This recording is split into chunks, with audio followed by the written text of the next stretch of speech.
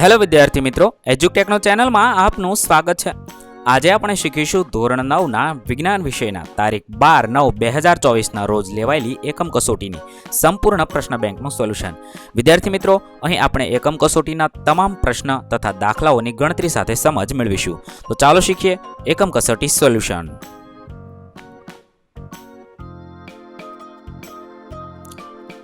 આપેલી એકમ કસોટીમાં પ્રકરણ નંબર 5 અને પ્રકરણ નંબર 7ના પ્રશ્નોનો સમાવેશ થશે। અહીંયા પ્રશ્ન નંબર 1 આ વિભાગમાં કુલ 15 પ્રશ્નો છે, જે પૈકી કોઈ પણ 3ના જવાબ લખવાના હતા। અહીંયા આપણે બધા જ પ્રશ્નોના જવાબ શીખીએ। આપેલ વિકલ્પોમાંથી સાચો વિકલ્પ પસંદ કરી ઉત્તર આપો। 1. કઈ કોષીય અંગિકાને પોતાનું ડીએનએ છે? જવાબ થશે A. કણાભ સૂત્ર। 2. અંતર્વહન દ્વારા કયા સૂક્ષ્મજીવો ખોરાક મેળવે છે? જવાબ થશે B. અમીબા।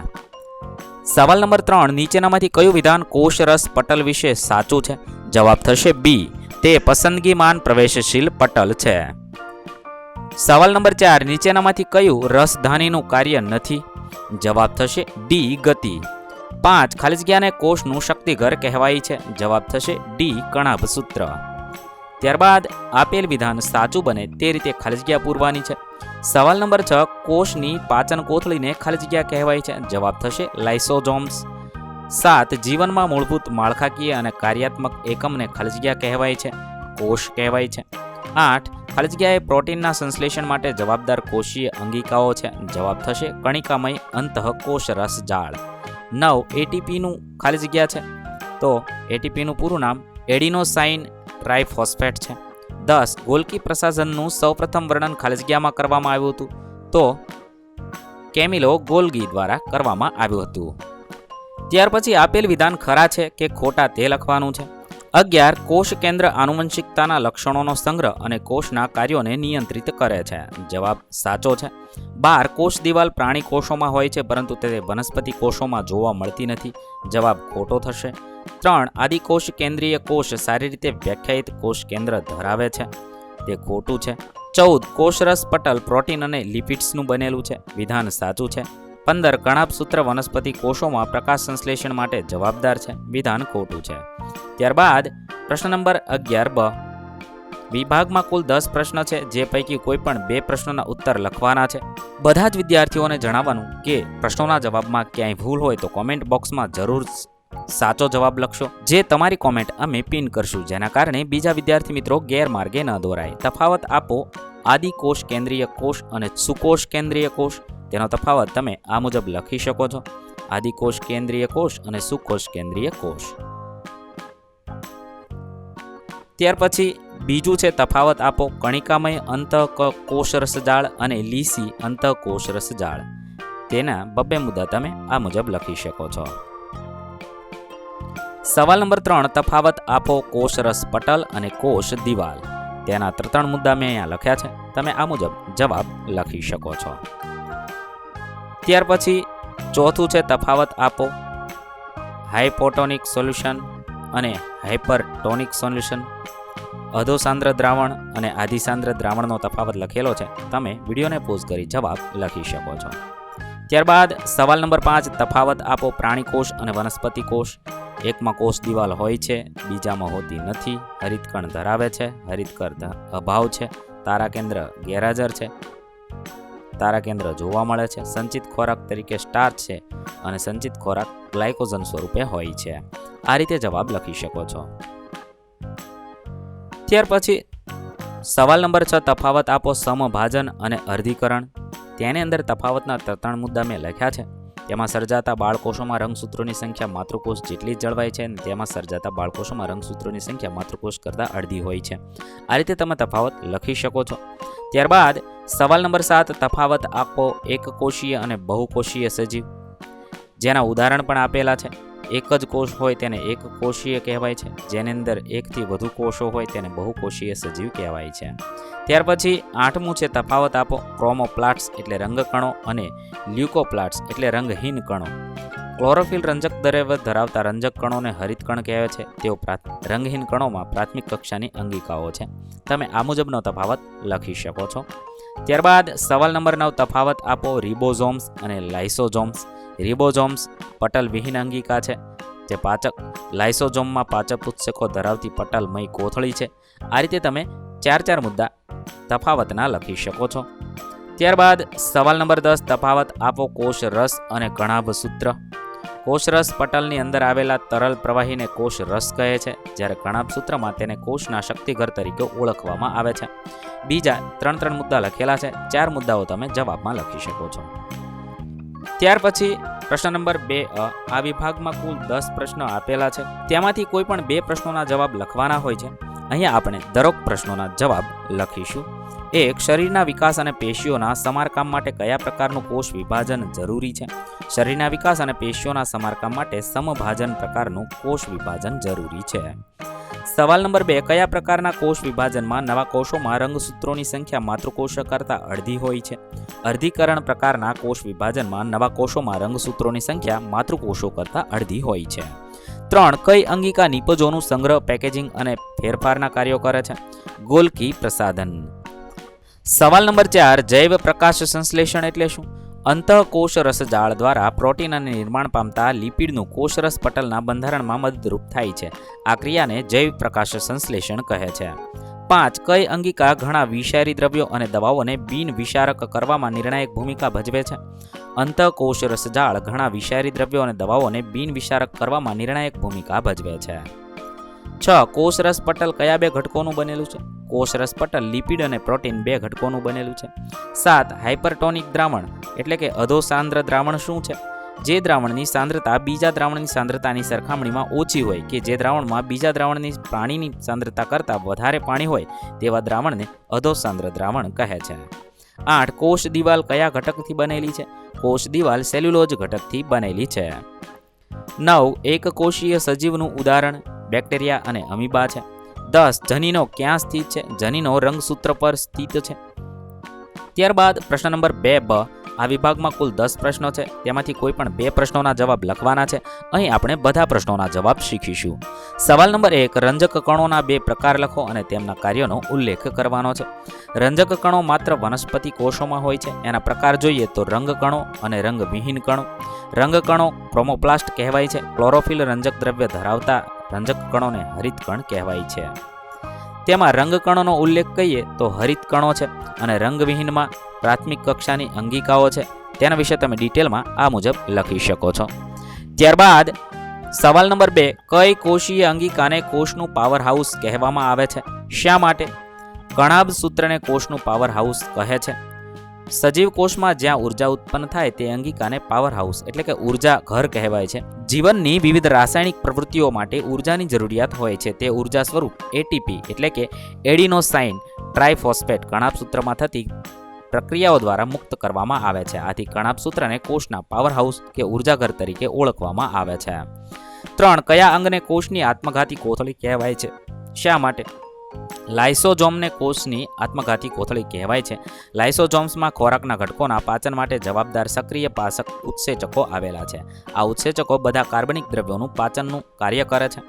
કોષની જીર્ણતાની સ્થિતિમાં કોષની સંરચનાના પતન દરમિયાન જ્યારે કોષને નુકસાન પહોંચે કે કોષની ચયાપચયમાં વિક્ષેપ પડે છે ત્યારે લાઇસોઝોમ્સના ઉત્સેચકો બહાર નીકળી બધી જ કોષીય અંગિકાઓને પચાવી તેમનો નાશ કરે છે.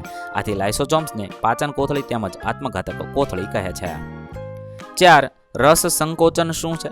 રસ સંકોચનની પ્રક્રિયા તમે આ રીતે લખી શકો છો. તેના પ્રારંભ વિશે તમે આ મુજબ ડિટેલમાં જવાબ લખી શકો છો. વિડીયો લાંબો થવાને કારણે દરેક જવાબ વાંચીશ નહીં, વિડીયોને પોઝ કરી તમે જવાબ લખી શકો છો. ત્યારબાદ સવાલ નંબર 5, કયા પ્રકારના કોષમાં મોટું શૂન્યાવકાશ હોય છે? વનસ્પતિ કોષમાં મોટું શૂન્યાવકાશ આવેલું હોય છે. વનસ્પતિને કઠિનતા તેમજ દ્રવ્યનો સંગ્રહ કરવા માટે વનસ્પતિમાં રસધાની નામની અંગિકા આવેલી હોય છે, જે વનસ્પતિનો ખોરાક, એસિડ, શર્કરાઓ, સ્ટાર્ચ અને પાણીનો સંગ્રહ કરે છે તથા નકામા પદાર્થોને ત્યાગ કરવામાં મહત્વની ભૂમિકા ભજવે છે. આમ વનસ્પતિ કોષમાં મોટો શૂન્યાવકાશ આવેલો હોય છે. 6. કોષમાં કોષ કેન્દ્રની ભૂમિકા શું છે? તે કોષમાં થતી વિવિધ ક્રિયાઓનું નિયમન કરે છે. તે કોષીય પ્રજામાં કેન્દ્રસ્થ ભાગ ભજવે છે. આ પ્રક્રિયાને કારણે એક કોષના વિભાજનની 2 નવા કોષ બને છે. આવી રીતે વધુ તમે ડિટેલમાં જવાબ લખી શકો છો. ત્યારબાદ સવાલ નંબર 7, કોષ રસને વ્યાખ્યાયિત કરો અને કોષમાં તેના કાર્યનું વર્ણન કરો. તો કોષરસ પટલની અંદર આવેલા પ્રવાહીને કોષ રસ કહે છે. તે કોષનો મોટો પ્રદેશ છે અને ખૂબ ઓછું અભિરંજક ગ્રહણ કરતો હોવાથી હંગામી સ્થાપનમાં ઝાંખા વિસ્તાર તરીકે જોવા મળે છે. સુકોષ કેન્દ્રી કોષમાં વિશિષ્ટ પ્રકારની પટલીય કોષી અંગિકાઓ હોય છે. આ બધી અંગિકાઓ કોષ માટે વિશિષ્ટ કાર્ય કરે છે. ત્યાર પછી 8 છે વનસ્પતિ કોષ માટે હરિતકણો શા માટે મહત્વપૂર્ણ છે? તો ક્લોરોફિલ રંજક દ્રવ્ય ધરાવતા રંજક કણોને હરિતકણ કહે છે. હરિતકણ ક્લોરોફિલ ઉપરાંત પીળા રંગના ઝેન્થોફિલ અને નારંગી રંગના કેરોટીન રંજક દ્રવ્યો ધરાવે છે. હરિતકણ પ્રકાશ સંશ્લેષણ માટે અગત્યના છે. એની રચના વિશે તમે આ મુજબ ડિટેલમાં જવાબ લખી શકો છો. ત્યાર પછી સવાલ નંબર 9, કોષની આસપાસના અર્ધ પારગમ્ય પટલને નામ આપો અને તેનું કાર્ય જણાવવાનું છે.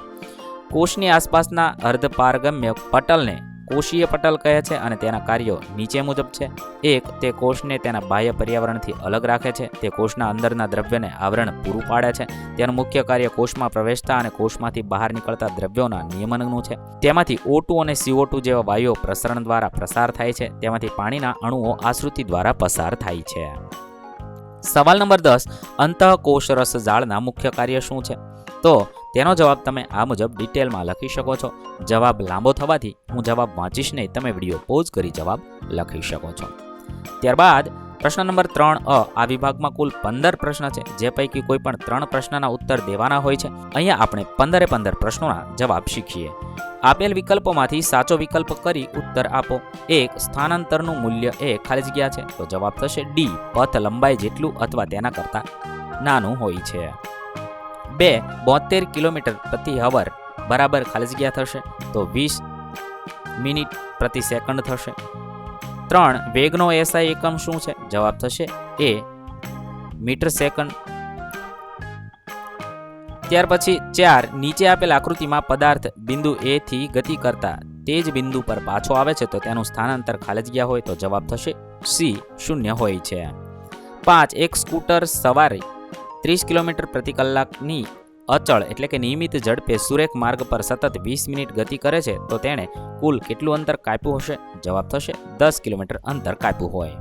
ત્યાર પછી ખાલી જગ્યા પૂરવાની છે. 1. વેગ એ ખાલી જગ્યા રાશિ છે, સાદિશ રાશિ છે. 7. વેગમાં થતો ફેરફારનો દર એ ખાલી જગ્યા તરીકે ઓળખાય છે, પ્રવેગ કહેવાય છે. 8. ખાલી જગ્યા એ પ્રતિ પ્રવેગનું ઉદાહરણ છે, બ્રેક લગાવતું વાહન. 9. ઓડોમીટર એ ખાલી જગ્યા રાશિનું માપન કરે છે, કાપેલું અંતર. 10. ખાલી જગ્યા એ અનિયમિત ગતિનું ઉદાહરણ છે, તો રમતા બાળકો. ત્યાર પછી આપેલ પ્રશ્નોના જવાબ લખો. 1. એક ગાડીનો પ્રારંભિક વેગ 5 મીટર પ્રતિ સેકન્ડ છે તથા અંતિમ વેગ 10 મીટર પ્રતિ સેકન્ડ છે, તો તેનો સરેરાશ વેગ શોધો. જવાબ થશે 7.5 મીટર પ્રતિ સેકન્ડ. 2. ખરું છે કે ખોટું? ગતિ કરતા પદાર્થની ઝડપ 0 હોઈ શકે છે, તો આ વિધાન ખોટું છે. ત્યાર પછી 3. સુરેશ સુરેખ માર્ગ પર એક જ દિશામાં ગતિ કરે છે, તેની ઝડપ 1 મિનિટમાં 5 મીટર પ્રતિ સેકન્ડ જેટલી વધે છે, તો તેના માટે ગતિની કઈ ભૌતિક રાશિ અચળ રહેશે? તો અચળ પ્રવેગ. 4. પ્રવેગ એટલે શું? એકમ સમયમાં વેગમાં થતા ફેરફારને પ્રવેગ કહે છે. 5. એક ટ્રેન સ્ટેશન પરથી ગતિમાં આવે છે અને 60 સેકન્ડમાં 30 મીટર પ્રતિ સેકન્ડનો વેગ પ્રાપ્ત કરે છે, તો તેનો પ્રવેગ કેટલો હશે? તો તમે આ મુજબ દાખલાની ગણતરી કરી જવાબ લખી શકો છો, જેની અંદર જવાબ મળે છે ટ્રેનનો પ્રવેગ 0.5 મીટર પ્રતિ સેકન્ડનો વર્ગ છે. ત્યાર પછી 3બ આ વિભાગમાં કુલ 5 પ્રશ્ન આપેલા છે, જે પૈકી કોઈ પણ એક પ્રશ્નનો ઉત્તર લખવાનો છે. એક કાર અચળ પ્રવેગથી 5 સેકન્ડમાં 18 કિલોમીટર પ્રતિ કલાકથી 36 કિલોમીટર પ્રતિ કલાકનો વેગ પ્રાપ્ત કરે છે, તો તેનો પ્રવેગ અને બીજું આ સમયગાળામાં કાપેલ અંતર શોધવાનું છે. તમે આ મુજબ દાખલાની ગણતરી કરી જવાબ લખી શકો છો. કારનો પ્રવેગ અને કારે કાપેલું અંતર, જે બંને જવાબમાં આ મુજબ તમે લખી શકો છો. ત્યાર પછી બીજું છે, એક પદાર્થને 150 મીટર ઊંચાઈથી સ્થિર સ્થિતિમાં છોડવામાં આવે તો 2 સેકન્ડ અને 4 સેકન્ડ બાદ પદાર્થની ઊંચાઈ કેટલી હશે? તેના માટે પણ દાખલાની ગણતરી કરવાની છે. તમે આ મુજબ 2 સેકન્ડ પછી પદાર્થનું સ્થાન અને 4 સેકન્ડ પછી પદાર્થનું સ્થાન ગણતરી કરી જવાબ લખી શકો છો.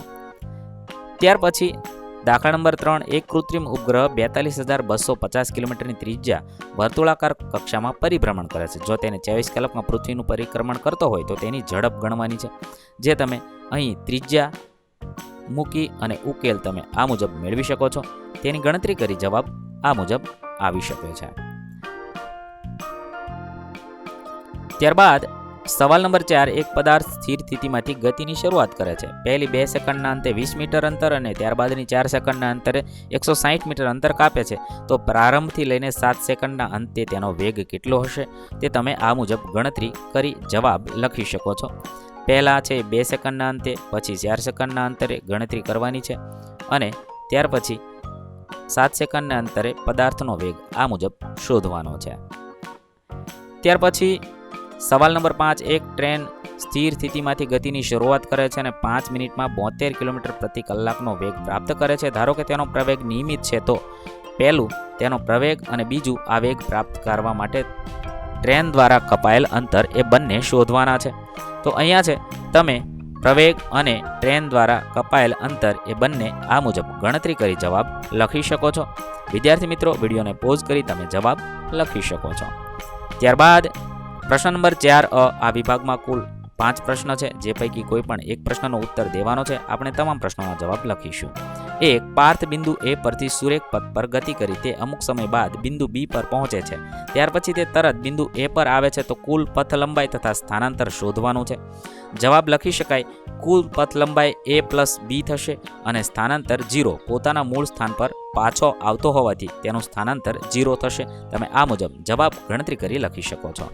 ત્યાર પછી બીજું છે નિયમિત ગતિ કરતા પદાર્થ માટે અંતર સમયનું આલેખીય નિરૂપણ કરવાનું છે. તમે આ મુજબ તેનો આલેખ દોરી શકો છો અને જવાબ લખશો. કોઈ પણ પદાર્થ કોઈ જગ્યા કે અંતર પર સ્થિર ઊભો હોય ત્યારે તેનો આલેખ આ મુજબ દોરી શકાય છે.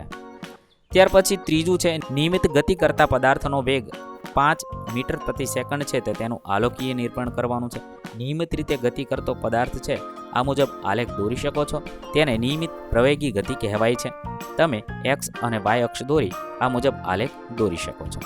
ત્યાર પછી સવાલ નંબર 4, આલેખ પરથી પદાર્થનો વેગ શોધવાનો છે. તો વેગ આ મુજબ શોધી શકાય, તેનું સૂત્ર મૂકી તમે દાખલાની ગણતરી કરી જવાબ લખી શકો છો. વેગ બરાબર 10 મિનિટ પ્રતિ સેકન્ડ 10 મીટર પ્રતિ મિનિટ મળે છે. અને સવાલ નંબર 5, નિયમિત પ્રવેગથી ગતિ કરતી કાર માટે વેગ સમયનો આલેખ દોરવાનો છે. નિયમિત રીતે ગતિ કરે છે, તો આ મુજબ તમે આલેખ દોરી જવાબ લખી શકો છો. ત્યાર પછી પ્રશ્ન નંબર 4 આ વિભાગમાં કુલ 5 પ્રશ્ન છે. કોઈ પણ એકનો જવાબ લખવાનો છે. આપણે અહીંયા 4 પ્રશ્નોના જવાબ લખીશું. એક પ્રશ્ન તમારે તમારા શિક્ષક શ્રી પાસેથી લખવાનો છે. આપેલ પ્રશ્નોના માગ્ય પ્રમાણે ઉત્તર લખવાનો છે. એની અંદર પહેલું છે નીચે આપેલ આંકડાકીય માહિતી પરથી ગતિમાન પદાર્થ માટે સ્થાનાંતર સમયનો આલેખ દોરવાનો છે, જે તમે તમારા શિક્ષક શ્રીની મદદથી દોરશો. મેં અહીંયા જવાબ લખેલો નથી. બીજું છે વરદા અને સાનવી સવારે 8 કલાકે સમાન સ્થળેથી શાળાએ જવા નીકળે છે. બંને એક સાથે પ્રસ્થાન કરે છે, છતાં અલગ અલગ સમયે શાળા પર પહોંચે છે. કોષ્ટકમાં આપેલી માહિતી પરથી પ્રશ્નોના જવાબ લખવાના છે. બંનેની ગતિ માટે અંતર સમયનો આલેખ દોરવાનો છે અને બંને નિયમિત ગતિ ધરાવે છે કે નહીં તે જણાવવાનું છે. તો આલેખ આ મુજબ દોરી શકાય વરદા અને સાનવીનો. અને બીજાનો જવાબ થશે ના, બંને નિયમિત ગતિ ધરાવતા નથી, કારણ કે સાનવી ચોક્કસ સમયે ચોક્કસ અંતર કાપે છે, જ્યારે વરદા ચોક્કસ સમયમાં ચોક્કસ અંતર કાપી શકતી નથી અને અનિયમિત ગતિ કરે છે.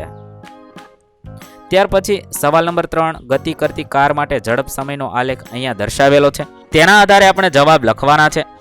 પ્રથમ 4 સેકન્ડમાં કાર કેટલું અંતર કાપશે? તો આપેલ આલેખ પરથી આપણે જવાબ આ મુજબ લખી શકીએ છીએ. તો પ્રથમ 4 સેકન્ડમાં કાર છે એ 4 મીટર અંતર કાપશે. ત્યારબાદ બીજો જ પ્રશ્ન છે, આલેખનો કયો ભાગ કારની નિયમિત ગતિ દર્શાવે છે, શા માટે? તો અચળ ગતિમાં પદાર્થની ઝડપ સાથે અચળ રહે છે, તેથી t6 સેકન્ડથી લઈને t10 સેકન્ડ સુધીના આલેખમાં ભાગમાં કાર અચળ ગતિ કરે છે. ત્યારબાદ અહીંયા 2 આલેખ આપેલા છે. આકૃતિના આધારે આપણે જવાબ લખવાના છે. આપેલ આકૃતિ પરથી નિયમિત પ્રવેગી ગતિ કયા આલેખમાં છે તે જણાવવાનું છે. તો અનો જવાબ થશે આલેખ એમાં. ત્યારબાદ બ છે નિયમિત પ્રવેગી ગતિ માટે સ્થાનાંતરનું સૂત્ર. બનો જવાબ તમે આ મુજબ લખી શકો છો. ત્યારબાદ ક, કોઈ વસ્તુની નિયમિત અને અનિયમિત ગતિનો સમય આલેખનો આકાર કેવો હોય છે? તો નિયમિત ગતિનો આલેખ રેખિક હોય અને અનિયમિત ગતિનો આલેખ રેખિક હોતો નથી. આ મુજબ જવાબ લખી શકો છો. ત્યારબાદ સવાલ નંબર 5, નીચેના ચિત્રમાં એક માણસ પથ્થરને નિયમિત વર્તુળાકાર ગતિથી ફેરવે છે. આના આધારે આપણે નીચેના પ્રશ્નોના જવાબ લખવાના છે. પદાર્થ એક ચક્કર પૂરું કરે ત્યારે થતું સ્થાનાંતર 0 છે. બ, પદાર્થ એક ચક્કર પૂરું કરે ત્યારે વેગ ફેરફાર થાય છે. 3, પદાર્થ એક ચક્કર પૂરું કરે ત્યારે પથ લંબાઈ વર્તુળના પરિઘ જેટલી થાય છે. ડ ખરું કે ખોટું, પદાર્થને જો પી બિંદુએ છોડવામાં આવે તો ગતિ કરતો પદાર્થ પી બિંદુના સ્પર્શકની દિશામાં ગતિ કરશે. આ વિધાન ખરું છે. વિદ્યાર્થી મિત્રો, અહીં આપણી એકમ કસોટી પૂર્ણ થાય છે. ધોરણ 9ની તમામ એકમ કસોટીના વિડીયોઝ આપણી ચેનલ પર ઉપલબ્ધ છે, જે તમે એકમ કસોટી નામના પ્લેલિસ્ટમાંથી મેળવી શકો છો. પ્લેલિસ્ટની લિંક વિડીયોના ડિસ્ક્રિપ્શનમાં પણ આપેલી છે. નવા વિડીયો સાથે ફરીથી મળીશું. થેન્ક યુ દોસ્તો. એજ્યુકટેકનો ચેનલ તરફથી વિડીયો નિહાળવા બદલ આપનો આભાર. આવા બીજા વિડીયોઝ નિહાળવા માટે અમારી યુટ્યુબ ચેનલ એજ્યુકટેકનો અત્યારે જ સબસ્ક્રાઇબ કરો. આભાર દોસ્તો.